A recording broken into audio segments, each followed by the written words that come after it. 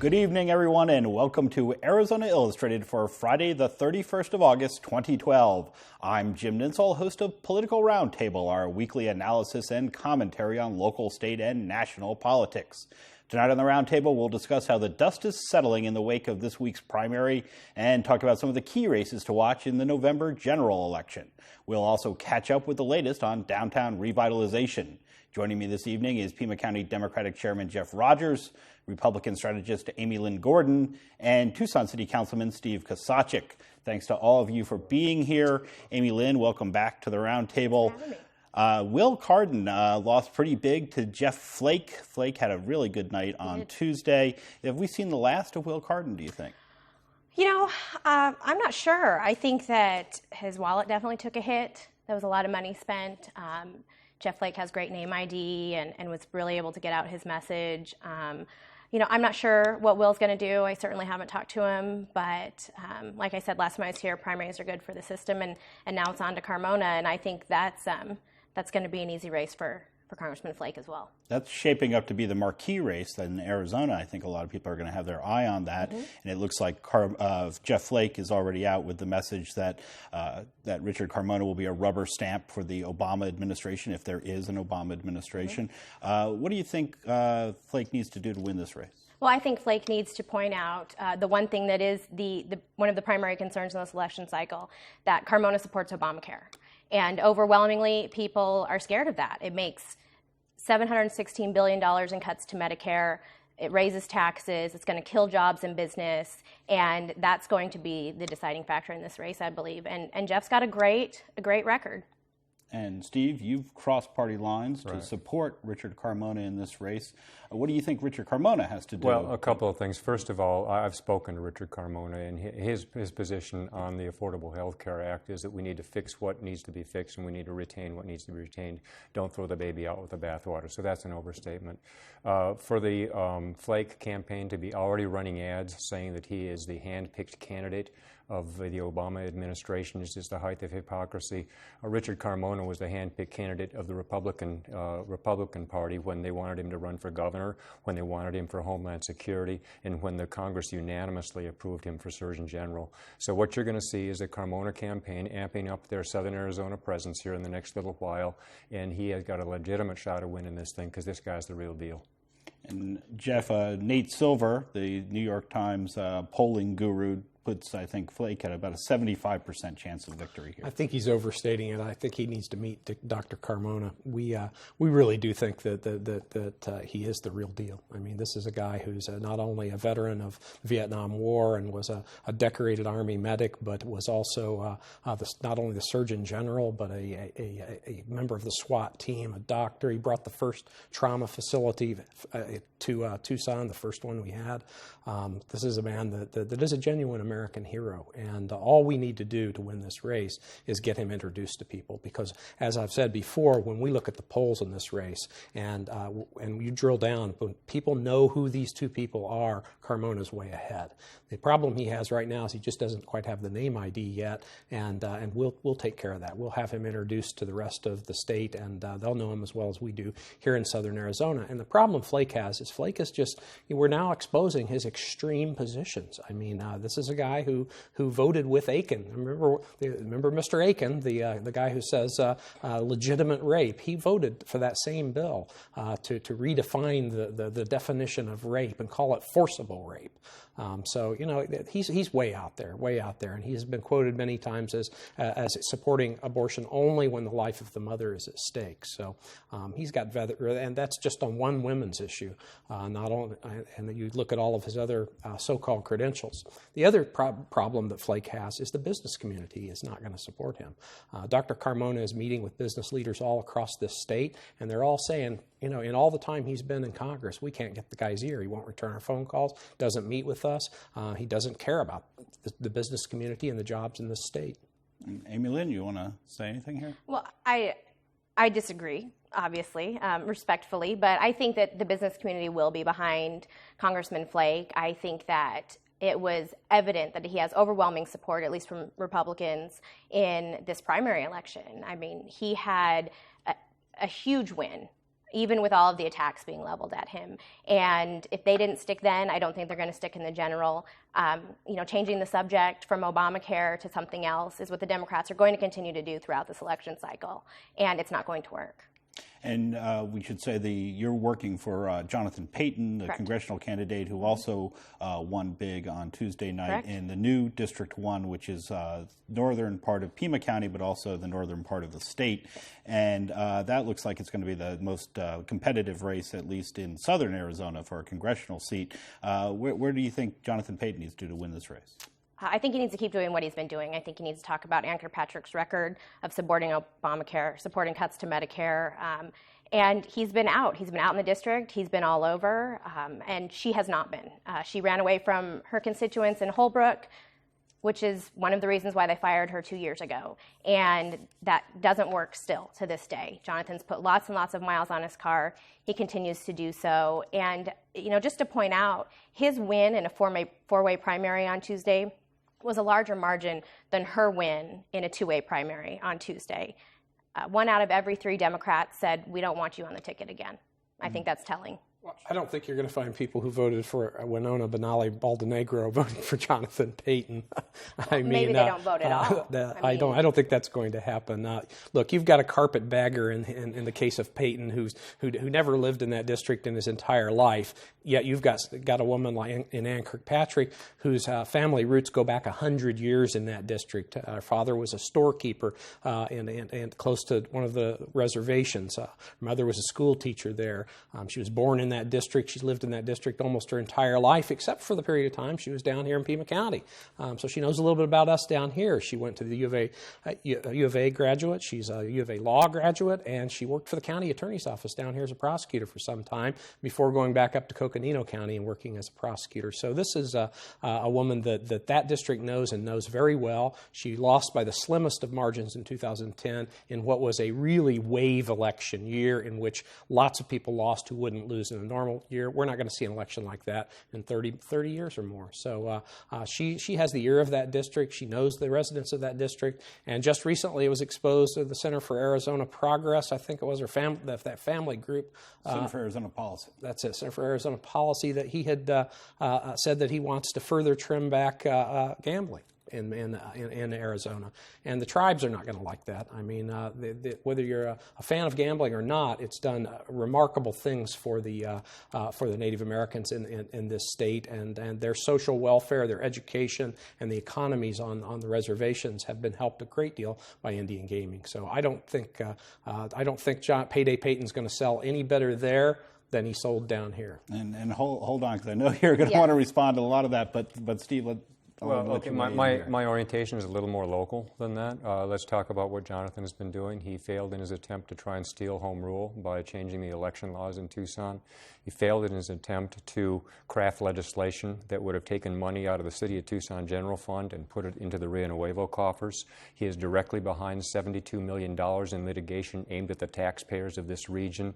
And he failed in his attempt to craft a $160 million slush fund that would have extorted money out of the City of Tucson into the Rio Nuevo coffers for use at their discretion for developers. So I think people are going to just summarily reject that. Not to mention him cheating the taxpayers of Pima County by him running legislation for the city of Marana to basically take our sewage treatment plant and not pay the taxpayers what they paid for it. All right, Amy, that's a lengthy indictment you've heard here, so I'm going to give you a chance to respond.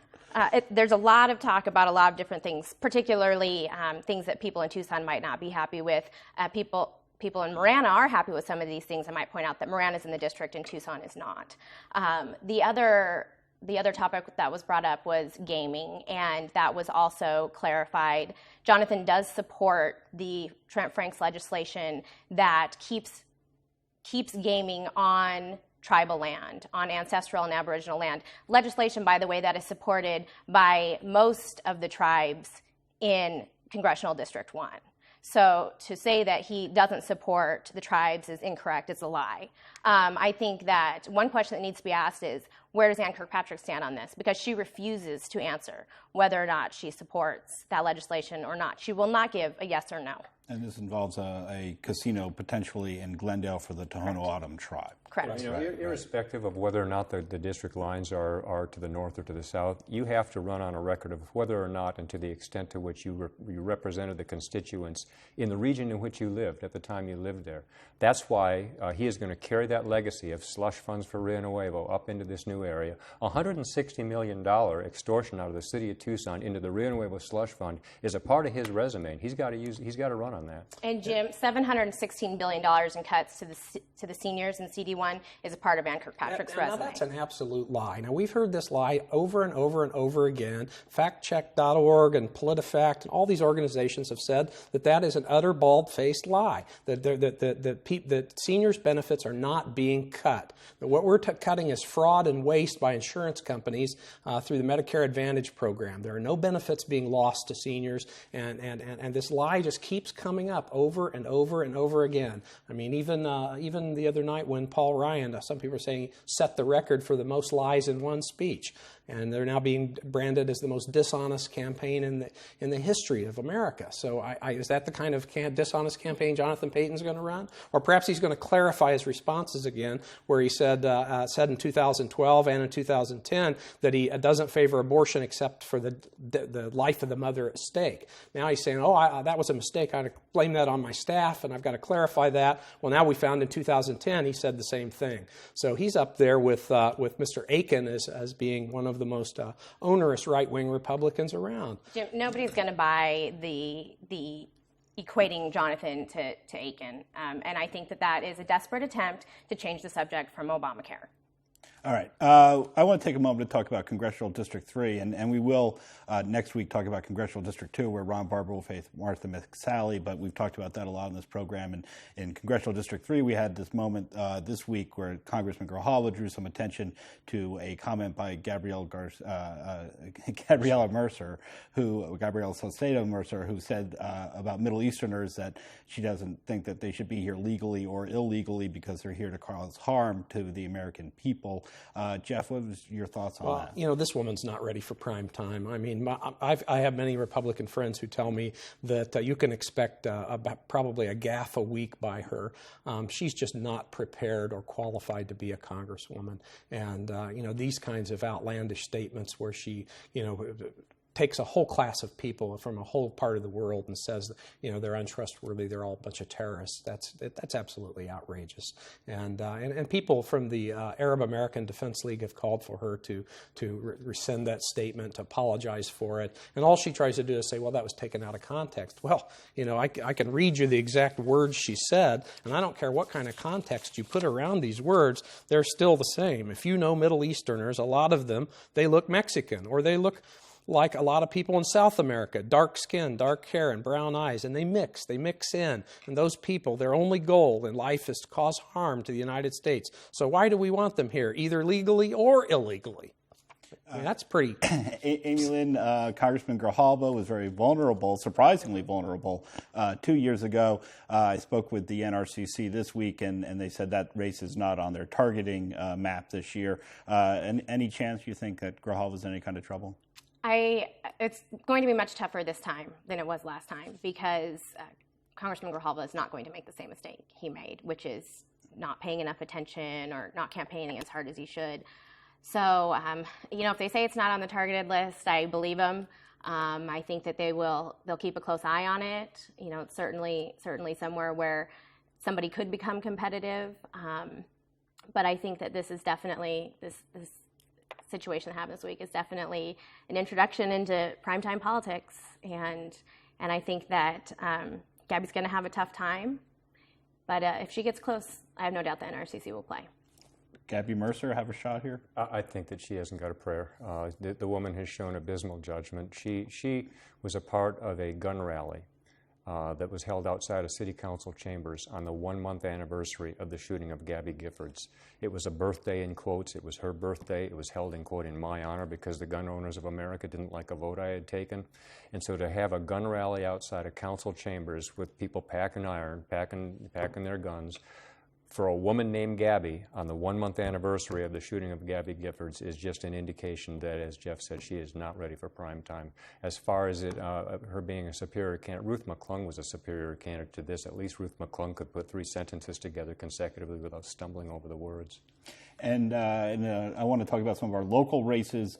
We had Pima County Supervisor Ray Carroll handily defeating Sean Collins on election night. Steve, you were not surprised at all by this? No, Sean Collins ran a despicable and dishonest campaign. He showed throughout the campaign that he didn't understand public sector budgeting or any of the issues that were substantial that he was running on. And quite frankly, he represents an extreme wing of the party. And if I were and they're the same people who are supporting Allie Miller as well, frankly. And if I were in that camp, I might be looking over my shoulder right about now, wondering whether or not there was a balancing wing of the party who might be wanting to come in as a counterweight and put Ray up as the Pima County Republican Party chairman and do a little bit of house cleaning. And Amy Lynn, what do you think about how that race played out? I think it's a testament to Ray's deep roots in the community. He's overwhelmingly popular, and he's done a good job for the folks that he's been representing. And I think that they came out and reelected him because of that. And Jeff, Rosemont seemed to have a lot of interest in seeing Ray Carroll lose this particular race, and they did not seem to make much of a headway against Ray Carroll, and they didn't seem to do well with the other candidates they were supporting around on a primary night. Do you think this is a sign that Rosemont does not have very much political juice here? I'd be surprised if you don't still see them throwing some money at some of these county board of supervisors races. I like Ray a lot. I have a great deal of respect for Ray Carroll, and I can say that now openly without people saying I'm endorsing Ray and therefore he must be a horrible liberal. The guy's a very conservative guy, but he's a man of outstanding integrity. And to tell you the truth, if you took a vote on that mine in his district, it would lose by about the margin you just saw there, or more if you included the Democrats in the vote as well. So he's representing that district well. They don't want that mine in that district, and I applaud him for sticking to his guns. And the other race we've been talking about a lot on the show was the one you just mentioned, which is the District 1 race to replace Ann Day on the Pima County Board of Supervisors. And that was a 4-way primary. Allie Miller came out on top in that race with about 38% of the vote.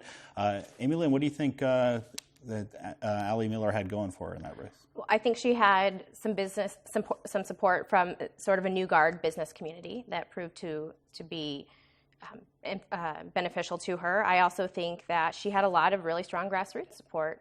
And in a primary like that, with that many candidates, if you've got a good grassroots organization, it can take you pretty far, clearly.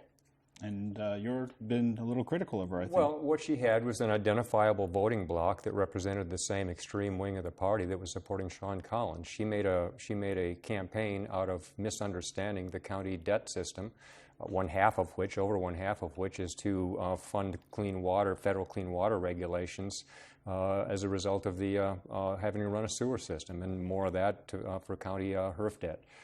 If that's your mantra and you don't get your facts straight, and you called her to task on that several times during the campaign, and she would never come and confront you on it, and even be willing to learn the data, that doesn't bode well for being willing to step up to the plate and say, you know what, I made a mistake and I'm willing to learn.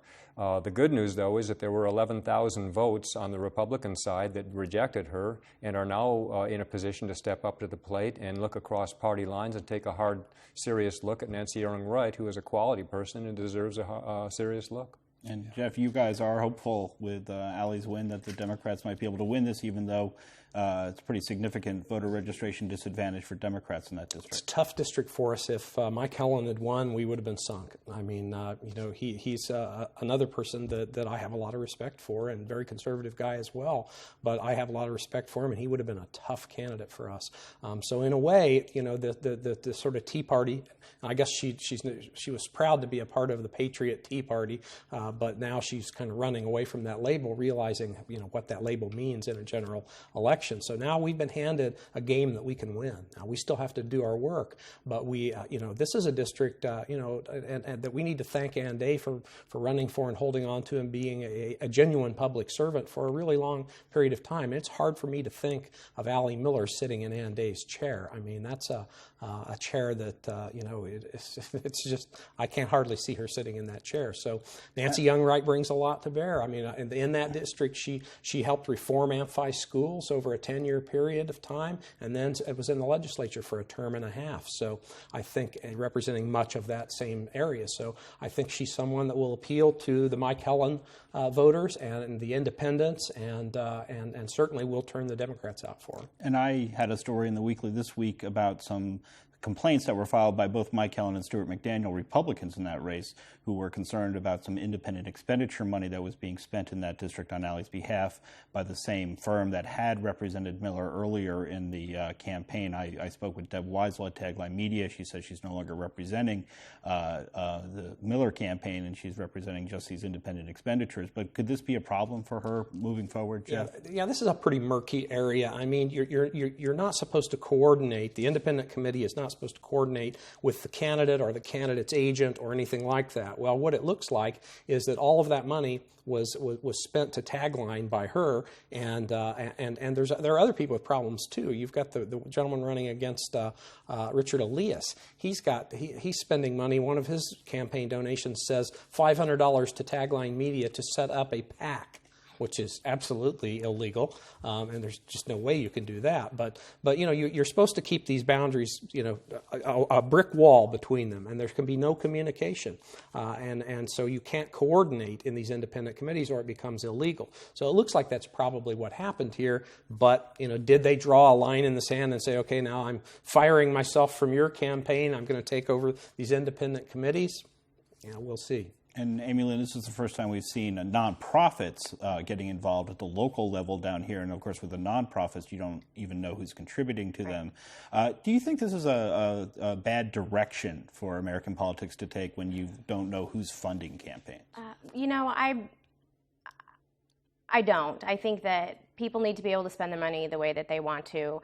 I agree that it's murky, and we're going to be feeling that out a lot this cycle, and all over the country. So some of it's going to get cleared up for us. It's sticky though, and candidates should err on the side of caution, absolutely. And if something's not up to par, then they're going to end up paying for it. And Steve, you've worked with Tagline in the past, I think, on your first campaign for city council. And so I was not real surprised to see this allegation.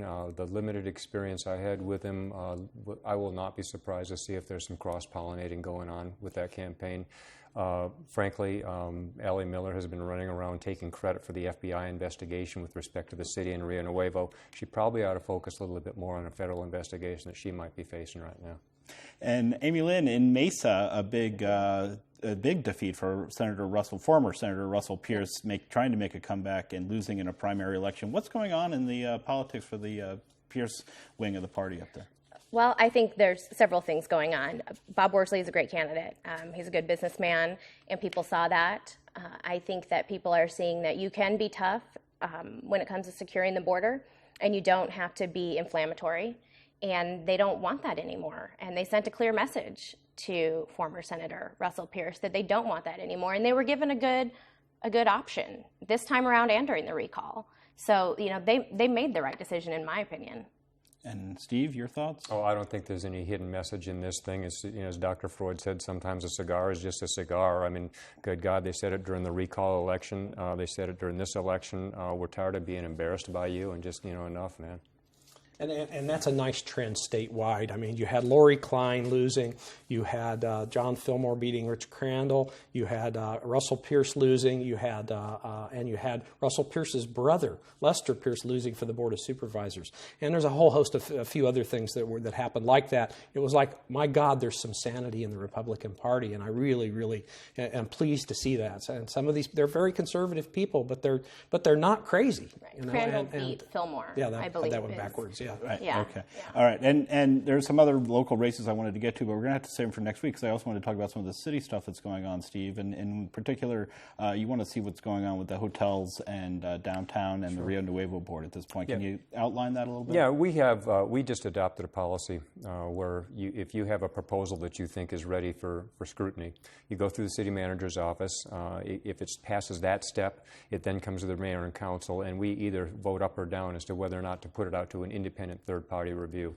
My message to Jonathan Rothschild and to Dick Miranda, Mayor, City Manager, was get out from behind your desks. We got 4 or 5 guys who have said that they have some proposals that they'd like to put on the table. Go knock on their door. Let's get them in the pipeline. See if they're legit or not. Instead of having them go around to different council offices and be knocking on doors, let's get it out in the sunlight and let's just see if they're ready or not. We have a Rio Nuevo board who appears to want to start working with us. So I think it's incumbent on us to be proactive. We had a proposal that was done kind of behind closed doors during mediation in the prior Rio Nuevo with the prior Rio Nuevo board. I'm just saying, let's shine a flashlight on these proposals, get them out there, be proactive, and see if any of them are for real. And in terms of downtown revitalization in general, on the right track now? Yeah, in the last 2.5 years, we've had over $200 million in private sector investment. It's going to take some incentives to get the public-private partnerships to get these things up off the ground, but I'm hoping that some of them are for real. We have a board that we can evidently work with now. I'm encouraged by that. Let's depoliticize it, shine a flashlight on it, and do it out in the open. And we've got about a minute left, but I know you're also bringing forward a proposal regarding Greyhound racing. Oh yeah, the Reader's Digest version of this is that in 2008, the city of South Tucson overwhelmingly passed an ordinance or a proposition that spoke to humane treatment of the greyhounds. One portion of which was to ban the use of anabolic steroids in the city of South Tucson for the purpose of performance enhancement or to suppress estrus. So what we got now is some slime veterinarian who's driving across the border, injecting the dogs in the city of Tucson and driving them back into South Tucson. So I want to get the city to ban that and also reach out into the unincorporated Pima County so they just run this guy out of business. All right. That's good. Fully support it. Frankly, I'd outlaw greyhound racing if it were up to me. Amy, thought of the Greyhounds? I don't have much thought on the Greyhound racing, actually. Admittedly, I'm not up to speed on the topic that we're discussing. We're going to wrap it up right there. It's all the time we have for tonight, but you can learn more about what's happening in politics by visiting azpm.org/yourvote. And while you're on the website, we'd love to hear your thoughts about tonight's program, so be sure to leave us a comment. And find out the latest from AZPM by following us on Facebook and Twitter. Stay tuned next for the News Hour, and then at 8:30, tune into Arizona Week for a look at the economic plans of the Republican presidential candidate. Next week, Arizona Public Media will be bringing you the Democratic National Convention, and then we'll be back on Friday with Political Roundtable. I'm Jim Ninsel. Thanks for watching, and have a great weekend.